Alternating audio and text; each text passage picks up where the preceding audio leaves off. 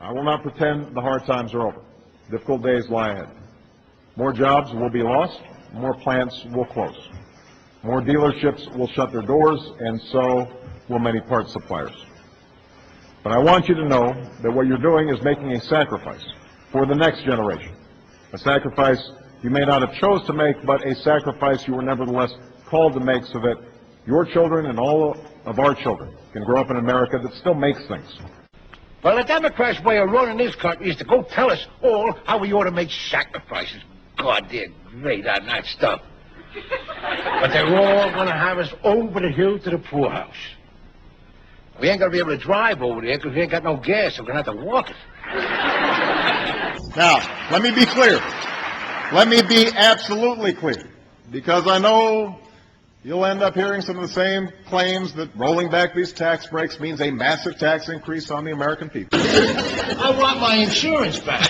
Now, Archie, I'm afraid it's not as simple as that. You see, this little code listing up here in the corner indicates you're in what we call an HRN. HRN, what's that? A high-risk neighborhood. What is that? Well, Uncle Archie, now let me make this perfectly clear. Where have I heard that before? Let me be absolutely clear. Because you ain't going to sell me none of your progressive pinko welfare ideas. So what have you got against welfare? Everything. I am sick and tired of people like you giving away my hard-earned money to a bunch of families who ain't even related to me. Last month we marked the 8th anniversary of the attacks on 9/11, and on that terrible day when terrorists brought so much death and destruction on our shores and so many lives were lost, many of you were the first on the scenes, saving lives, working tirelessly to bring those responsible to justice, and guarding against future attacks in subsequent weeks and months and years.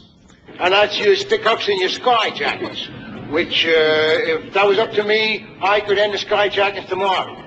You could? All you got to do is arm all your passengers.